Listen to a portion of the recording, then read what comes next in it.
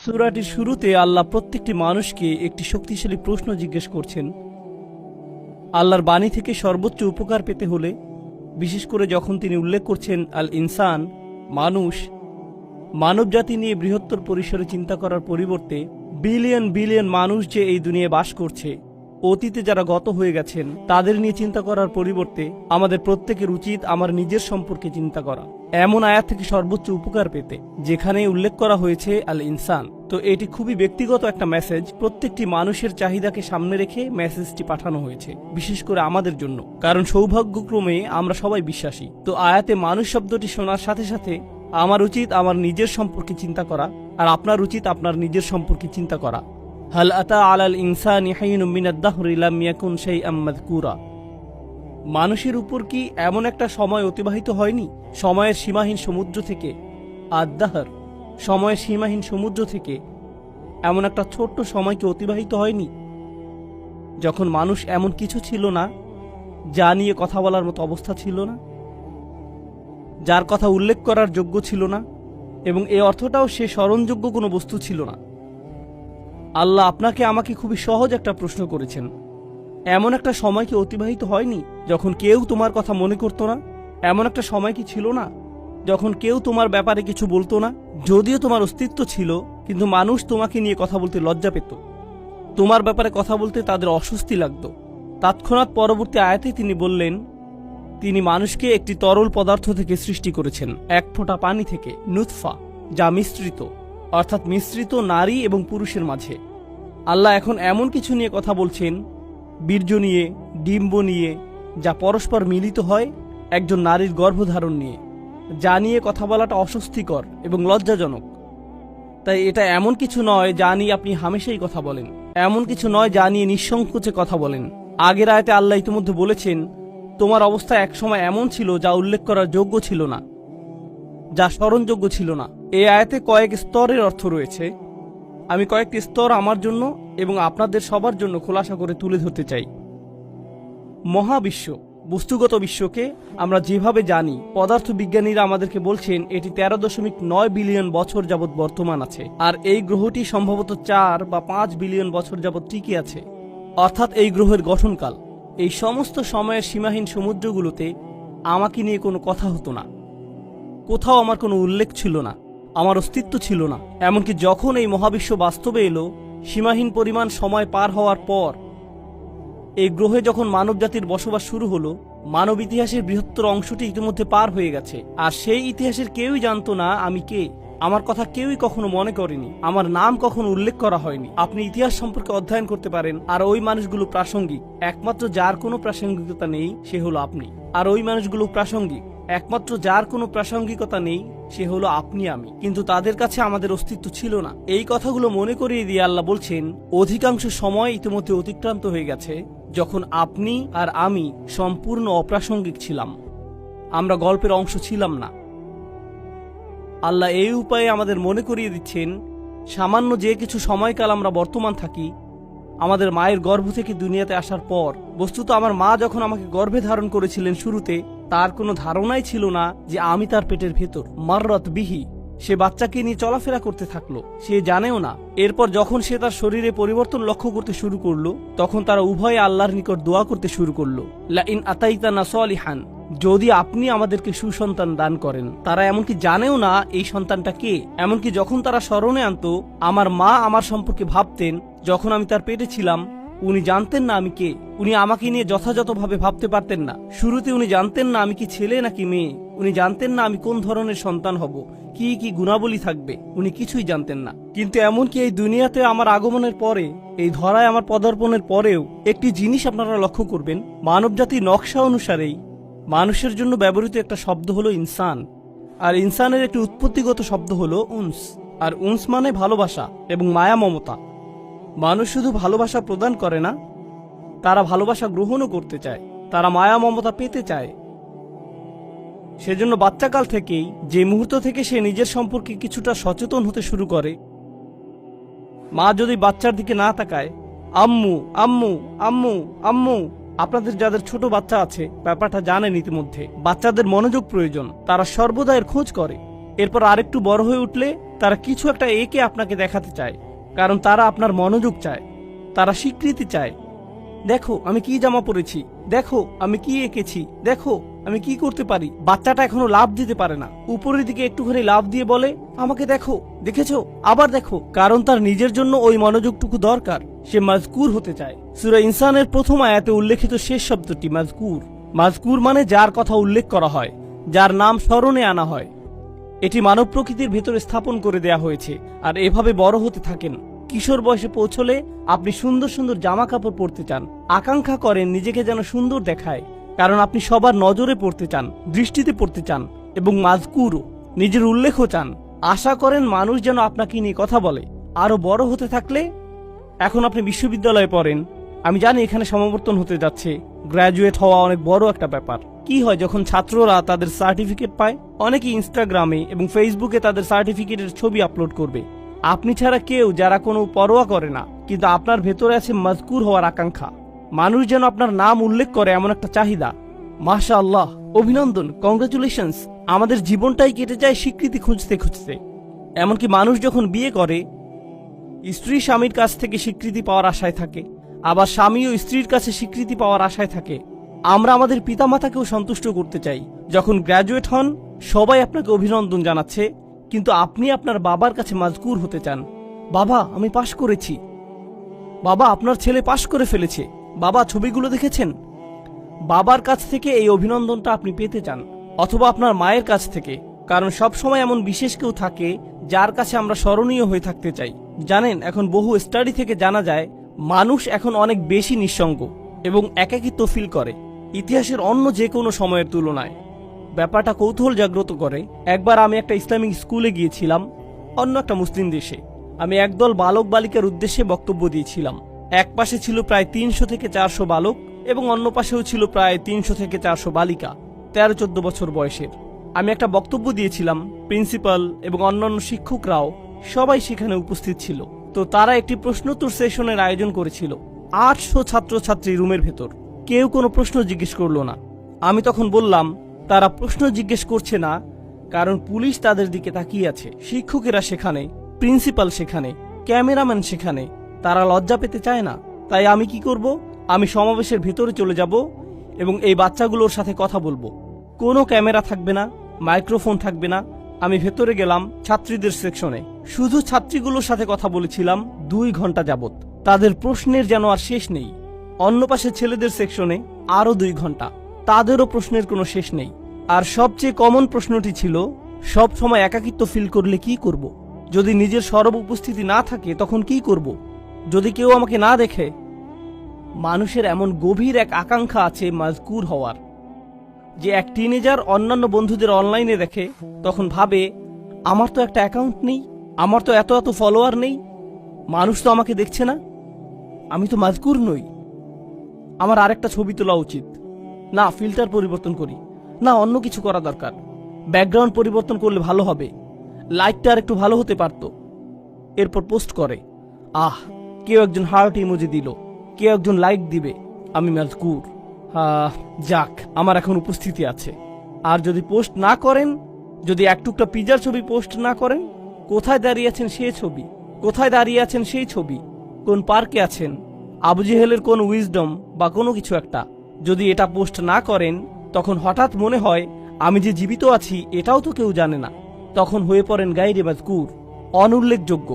যতকাল যাবৎ মহাবিশ্বের অস্তিত্ব আছে তার অধিকাংশ সময় জুড়ে এবং যতকাল যাবৎ মানুষের অস্তিত্ব আছে আপনি ছিলেন গায়রে মাজকুর। আর এমন একটি সময় দ্রুতই ঘনিয়ে আসছে যখন আপনি আর আমি কবরে শায়িত হব, আর কিছু মানুষ আমাদের কথা মনে রাখবে এবং তারা আমাদের জন্য কাঁদবে। এরপর সময়ের পরিক্রমায় আমরা আবার গায়রে মাজকুর হয়ে যাব। আমরা বিখ্যাত মানুষদের কথা মনে রাখি, আমরা ইসলামের ইতিহাসের বিখ্যাত আলেমদের কথা স্মরণ করি। আমরা স্মরণ করি যেমন ইমাম শাফিঈর কথা রাহিমাহুল্লাহ বা ইমাম আবু হানিফার কথা রাহিমাহুল্লাহ, কিন্তু তাদের তো বড় পরিবার ছিল, কেউ তো তাদের পরিবারের কথা স্মরণে আনে না। তাদের অনেকেই আমাদের নিকট এখন অদৃশ্য। আমরা শাসকদের কথা মনে করি না, সেই সময়ের সম্পদশালীদের কথাও আমরা মনে করি না, আমরা ভালো চেহারার মানুষদের কথাও স্মরণে আনি না, আমরা জনপ্রিয়দের কথাও স্মরণে আনি না। বিখ্যাত মানুষদের কথা অথবা তাদের কর্মের কথা আমরা স্মরণে আনি না। তারা বিস্মরণের অতল গহ্বরে তলিয়ে গেছে, তারা আবার অপ্রাসঙ্গিক হয়ে পড়েছে। আর আল্লাহ আমাকে আপনাকে শিক্ষা দিচ্ছেন, তোমরা এই জিনিসের পেছনে ছুটে চলছো প্রাসঙ্গিক হতে, স্মরণযোগ্য হতে, আলোচিত হতে, ফলোয়ারদের সাথে যুক্ত হতে।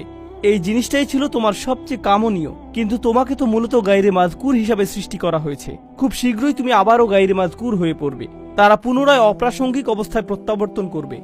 চিত্রটা খুবই নিরাশাজনক। কেউ আমার কথা মনে করবে না, কেউ আমাকে জানবে না। প্রসঙ্গত এমনকি যেসব মানুষরা আল্লাহকে বিশ্বাস করে না তারাও স্মরণীয় হয়ে থাকার চাহিদা অনুভব করে। তাই দেখবেন বিলিয়ন বিলিয়ন ডলারের মালিকেরা যারা কোনো কিছুতে বিশ্বাস করে না, তারা কোনো ধর্মে বিশ্বাস করে না, আর তারা মৃত্যুর সময় খুবই বৃদ্ধ, মৃত্যুর সময় তারা নিজেদের সম্পদ কোনো হাসপাতালে দান করে যায় বা কোনো দাতব্য সংস্থায় দান করে দেয়, কিন্তু সাথে একটা শর্ত আরোপ করে, বিল্ডিং এর গায়ে যেন আমার নাম লেখা থাকে, বা আমার একটা মূর্তি তৈরি করবে আর বিল্ডিং এর প্রবেশ পথে ওটা রেখে দিবে। কারণ যদিও আমার অস্তিত্ব না থাকে, আমার স্মৃতি যেন বেঁচে থাকে। আমাকে তবু মাজকুর হতে হবে যদিও আমার অস্তিত্ব না থাকে। এটি এমন কিছু যা তাদের হৃদয়ের গহীনে স্থাপন করে দেয়া হয়েছে। কিন্তু এই যে আকাঙ্ক্ষা, আল্লাহ একটি বাচ্চার ভেতরে এটি রেখেছেন, শিশুটির মনোযোগ পাওয়ার আকাঙ্ক্ষা, বা যে আকাঙ্ক্ষাটা আল্লাহ মানুষের ভেতরে রেখে দিয়েছেন, যা মাল্টি বিলিয়নিয়ার ডলারের সোশ্যাল মিডিয়া ইন্ডাস্ট্রির মূল চালিকা শক্তি। মানুষ যদি অন্যের মনোযোগ না চাইতো, সোশ্যাল মিডিয়ার জন্ম হতো না, এর অস্তিত্ব থাকতো না। এগুলো শয়তানি কোনো মেশিন না, এগুলো শুধু আমাদের আকাঙ্ক্ষাগুলো খেয়েই বেঁচে আছে। আমাদের এই আকাঙ্ক্ষাগুলো থাকার কারণেই এগুলো এদের মতো করে কাজ করতে পারছে। এগুলো আমাদের কার্যকলাপ খেয়েই টিকে আছে। ব্যাপারটা হলো, আল্লাহ কেন এই চাহিদাটা আমাদের ভেতরে রেখেছেন? এর উদ্দেশ্যটা কি? আমি কেন সর্বদা স্বীকৃতির অন্বেষণে থাকি? কেন এমন মনে হয়? কেন আমার ভিতরটা শূন্য মনে হয়? যদি স্বীকৃতি না পাই, জানেন আমি কিছু একটা ফিল করি। যদি মনে হয় আমার কোনো উল্লেখ নেই, কেমন যেন ফাঁকা ফাঁকা অনুভূত হয়। আর আল্লাহ নিজেই এই ব্যাপারটা বর্ণনা করেছেন পরের আয়াতগুলোতে। তিনি বলেন, ইন্না হাদাইনাহু সাবিলা ইম্মা শাকিরান ওয়া ইম্মা কাফুরা। আমি তাকে পথ দেখিয়েছি, একটা পথ। আল্লাহ প্রতিটি মানুষের ভেতরে প্রোগ্রাম করে দিয়েছেন যে তারা এই জীবনে একটি সফরে আছে। এখন এই সফরের একটি অংশ হলো, উপলব্ধি করেন বা না করেন, আপনি সেই সফরে এমনিতে আছেন। ইন্নাকা কাদিহুন ইলা রাব্বিকা কাদহান ফামুলাকিহি। প্রতিটি দিন অতিক্রান্ত হয়ে যাচ্ছে। জীবন একটি সফর। প্রতিটি মানুষ মৃত্যুর দিকে এক পা দু পা করে এগিয়ে যাচ্ছে। আমাদের প্রত্যেক দিন আগের দিনের চেয়ে মৃত্যুর আরেকটিও নিকটে। সেই ভ্রমণ স্বয়ংক্রিয়ভাবে এগিয়ে চলছে।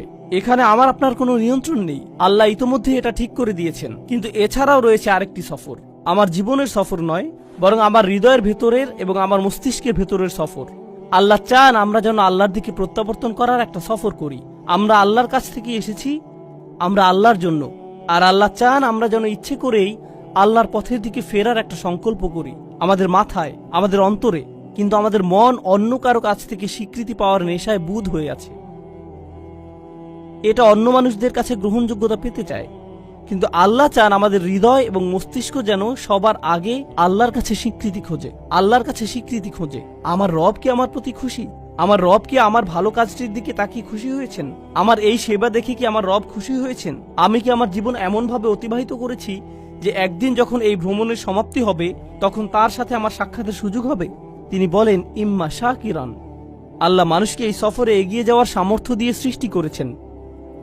আপনি আমাদের প্রত্যেকের জন্য রয়েছে দুইটি পছন্দের বিষয়, হয় আমরা কৃতজ্ঞ অথবা আমরা চরম অকৃতজ্ঞ। ইম্মা শাকিরান ওয়া ইম্মা কাফুরা। চলুন সাধারণ ভাষায় কৃতজ্ঞতার অর্থ বোঝার চেষ্টা করি কিছুটা। যদি আমি আমার ছেলেকে একটি বাইসাইকেল কিনে দেই আর সে বলল, থ্যাংক ইউ, ধন্যবাদ বাবা, আমি তাকে বাইসাইকেল কিনে দিলাম, কিন্তু সে জীবনেও এটাতে চড়েনি। সে বাড়ির এক পাশে এটি ফেলে রাখলো, কাপড় দিয়ে মুড়িয়ে রাখলো। এখন ওই থ্যাংক ইউর কোনো অর্থ নেই। কেন? কারণ সে যদি সাইকেলটি প্রতিদিন চালাতো, পরিষ্কার করত, প্রতিদিনের যত্ন নিত, তখন আমি বলতাম আমার ছেলে সাইকেলের জন্য কৃতজ্ঞ। কিন্তু সে যদি কখনো এটি ব্যবহার না করে ফেলে রাখে, সে যতই সাইকেলের জন্য ধন্যবাদ দিক না কেন, এটা কোনো ব্যাপার না। সাইকেলটা যে পড়ে থেকে ধুলাবালি সংগ্রহ করছে, তাই তার কথাগুলো ফাঁকা বুলি ছাড়া আর কিছুই না। এর নাম কৃতজ্ঞতা নয়। সহজে বোঝা গেল তো? যখন আল্লাহ আমাকে হেদায়েত দিয়েছেন, আল্লাহ আমাকে এই জীবনের একটি লক্ষ্য দিয়েছেন, আর আল্লাহ বলছেন, তুমি কি এই হেদায়েতের জন্য কৃতজ্ঞ হবে?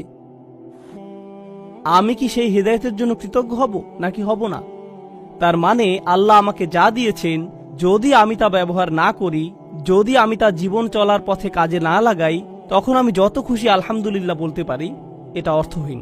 আমি তো উপহারটি ব্যবহার করছি না, আমি কোনোভাবেই এটি কাজে লাগাচ্ছি না। এটাই হলো ইম্মা শাকিরান ওয়া ইম্মা কাফুরা। অসাধারণ সুন্দর একটা ব্যাপার আছে, যেদিকে আমি আলোচনার মোড় ঘুরিয়ে নিতে চাই। জানেন, এই একই সূরাতে, সূরাতুল ইনসানে পরের দিকে একেবারে সমাপ্তিতে আল্লাহ বর্ণনা করছেন, না বরং শেষের অংশে আল্লাহ জান্নাতি মানুষদের বর্ণনা দিয়েছেন। আল্লাহুম্মা আদখিলনা ফি জান্নাতিক। দোয়া করছি আল্লাহ যেন আমাদের তার জান্নাতে প্রবেশ করান। আমরা যখন আল্লাহর জান্নাতে প্রবেশ করব, পরিশেষে এমন একটা সময় আসবে, আল্লাহ যার বর্ণনা দিয়েছেন এভাবে, তার প্রতি বিশ্বাসীদের পোশাক পরানো হবে বিশেষ ধরনের, হুল্লু আসাউইরা মিন ফিদ্দাহ, তাই না? তিনি বলছেন, আলিয়াহুম সিয়াবু সুন্দুসিন খুদরুম ওয়া ইস্তাবরাক ওয়া হুল্লু আসাউইরা মিন ফিদ্দাহ।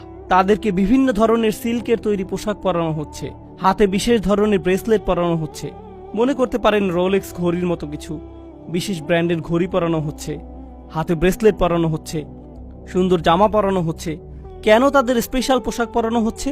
ভালো পোশাক পরেন কারণ বিশেষ কোনো অনুষ্ঠানে যোগ দিতে যাচ্ছেন, তাই না? আপনি উত্তম পোশাক পরেন যখন বিশেষ কারোর সাথে সাক্ষাৎ করতে যান। ঠিক একই আয়াতের পরের অংশে তিনি বলেন, ওয়াসাকাহুম রাব্বুহুম শারাবান তাহুরা। আর তাদের রব আল্লাহ তাদেরকে পবিত্র ড্রিঙ্কস পান করতে দিবেন।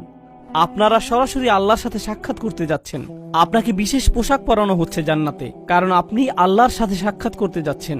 এখন জান্নাতে যখন আল্লাহর সাথে আপনার সেই সাক্ষাৎটি হবে, আল্লাহ আমাদের সবাইকে তার সাথে সেই সাক্ষাৎটি করার সৌভাগ্য দান করুন। যখন সেই সাক্ষাৎটি হবে, তিনি আমাদের একটা ড্রিঙ্কস দিচ্ছেন, সুস্বাদু পানীয় দিচ্ছেন। আর যখন পবিত্র পানীয় আমাদের দিচ্ছেন, তিনি তখন আমাদের সাথে কথা বলছেন, ইন্না হাযা কানা লাকুম জাযাউন ওয়া কানা সাঈকুম মাশকুরা। এটি তোমাদের বেতন, এটি তোমাদের পুরস্কার, আর তোমাদের কর্মপ্রচেষ্টা ছিল প্রশংসাযোগ্য। তোমাদের চেষ্টাগুলো স্বীকার করে নেওয়া হলো। অর্থাৎ মানুষকে সৃষ্টি করা হয়েছে উল্লেখের অযোগ্য করে। মানুষ মরে যায়, এরপর অন্যরা হয়তো কিছুকাল তাদেরকে মনে রাখবে অথবা রাখবে না, কিন্তু আল্লাহ বলছেন, মহাবিশ্বের বয়সের চেয়েও বেশি সময় ধরে এবং যতকাল যাবৎ আকাশসমূহ এবং পৃথিবী বর্তমান আছে তার চেয়েও বেশি সময় ধরে আল্লাহ আমার চেষ্টাগুলোর কথা মনে রাখবেন। আল্লাহ তার স্বীকৃতি দিবেন। আল্লাহ বলবেন, তুমি উত্তম প্রচেষ্টা দেখিয়েছ, আর তার পুরস্কার তুমি এখন পাচ্ছ। আল্লাহ আমার স্বীকৃতি দিবেন, আমি তখন মাজকুর হয়ে যাব আল্লাহর নিকট। আল্লাহ নিজে আমার উল্লেখ করবেন। আমরা যে আল্লাহর জিকির করি, এটি একটি দিক। আর এই আয়াতে আল্লাহ আপনার জিকির করছেন, তিনি আপনার কথা উল্লেখ করছেন, তিনি আপনার প্রচেষ্টাগুলোর কথা মনে করছেন, তিনি আপনার চেষ্টাগুলোর স্বীকৃতি দিচ্ছেন। তো এখন আমি আমার চাহিদা সম্পর্কে শিখলাম যে এটা বৈধতা চায়, আমার স্বীকৃতি পাওয়ার চাহিদা, আমার উল্লেখ পাওয়ার আকাঙ্ক্ষা। আল্লাহ যে পিপাসা আমার ভিতরে স্থাপন করে দিয়েছেন, আর কোনো মানুষ সে তৃষ্ণা কখনো মেটাতে পারবে না। যখন অন্য কারো মনোযোগ চাইবেন বা অন্য কারো স্বীকৃতি চাইবেন, আপনি সর্বদা হতাশ হবেন। এরপর উপলব্ধি করবেন, যদি আপনি সত্যি কৃতজ্ঞ হন, যদি প্রকৃত শুকরগুজারি হন, তখন আপনি শুধু আল্লাহর কাছ থেকে স্বীকৃতি খুঁজবেন, শুধুই তার কাছে। এটাই আপনার জন্য যথেষ্ট। আর যখন তা যথেষ্ট হবে, জান্নাতে আল্লাহ বলবেন, এই যে তোমার স্বীকৃতি। এটা সেই একই সূরা। প্রসঙ্গত, যখন আমরা অন্যদের জন্য মঙ্গলজনক কিছু করব, ইউতঈমুনা তাআম, তারা অন্যদের আহার করায়, আল্লাহ বলেন, ইন্নামা নুতঈমু লিওয়াজহিল্লাহি লা নুরিদু মিনকুম জাযাআন ওয়ালা শাকুরা।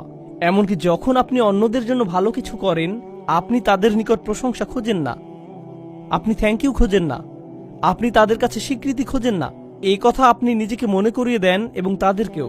আমি আপনাদের কাছে কিছুই চাই না, আমি শুধু আল্লাহর সামনে কিছু নিয়ে দাঁড়াতে চাই। আমি শুধু চাই আল্লাহ দেখুক আমি কি করেছি। আমি শুধু চাই আল্লাহ যেন আমার এই কাজে খুশি হন। এটাই আমার সমস্ত চাওয়া। আর এই শিক্ষাটি আল্লাহ আমাদেরকে এই সুন্দর সূরার একেবারে কেন্দ্রে প্রদান করেছেন, স্মরণীয় হওয়ার প্রশ্নের মাধ্যমে। আমাদের তাদের অন্তর্ভুক্ত হওয়া যারা আল্লাহর প্রতি কৃতজ্ঞ, আল্লাহর প্রতি কৃতজ্ঞতার জিন্দেগি যাপন করা।